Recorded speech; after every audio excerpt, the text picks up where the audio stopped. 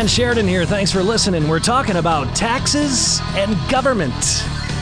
I know what you're probably thinking. The first thing you did when you heard taxes and government is you probably went, blah!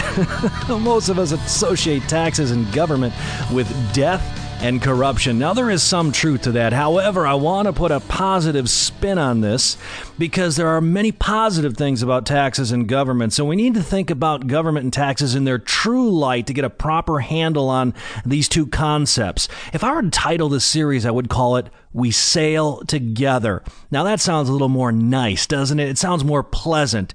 And I think when you're done listening to this, you'll find there are many pleasantries associated with taxes and government. I know that sounds weird, but bear with me.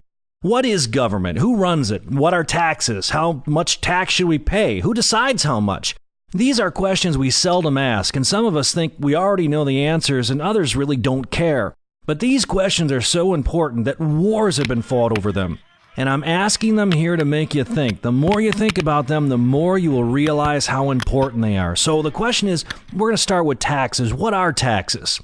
Now, when we buy something in a store or online, we know exactly what we're getting. We select what we want and we pay for it. Boom! Transaction's done. That's simple, right?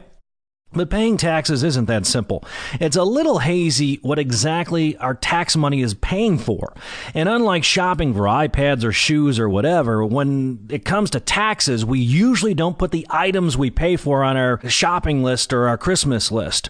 So what are taxes for? Now, think about where you live for a moment. Think about where you are right where you're sitting. Do you have running water? Do you see police cars drive through your neighborhood once in a while? Well, those are your tax dollars at work, and they're good things, right? You want running water and you want police for protection. In every community, there are things that concern everyone in that community. For instance, everyone uses roads. Roads need to be built and maintained. We own stuff, and these include our lives and our property, and that means we need protection from theft and harm. So we have to hire police and judges, and courts and jails need to be built. And also there's fire. Fire can threaten our lives and our property, so we need to hire firemen and build fire departments. We need schools, clean water, garbage disposal, waste disposal, and other emergency services too. Imagine what life would be like if we had nowhere to put our garbage. Seriously, think about these things. We take them for granted. We eat clean food, we drink clean water, we dispose of our waste in a safe way. Imagine for a moment if those services all of a sudden stopped, if there was nobody to collect our garbage or we couldn't flush toilets anymore. Think of how smelly and awful things would be and disease-ridden.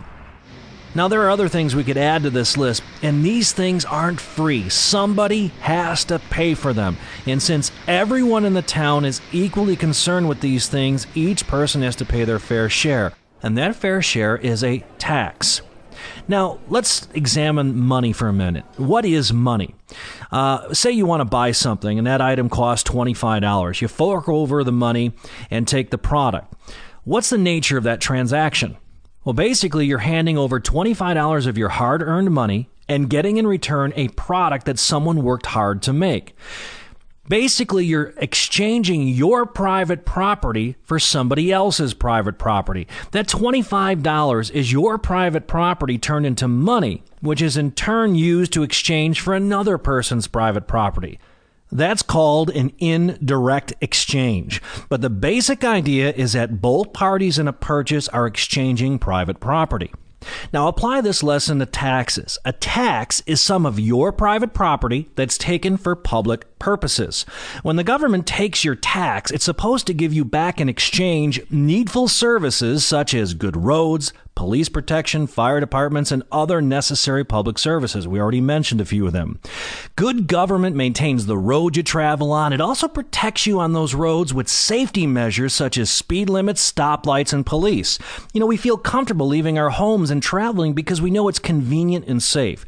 Good government also protects you after you purchase a product. If the store sells you an item that wasn't as advertised, you have legal means of dealing with the sellers. These protections and provisions are assured to us because we pay taxes. So government and taxes are good.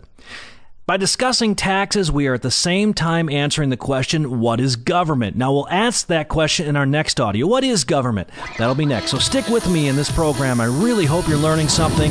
This is Dan Sheridan. I gotta run. Remember this, be good to one another because we're in this together.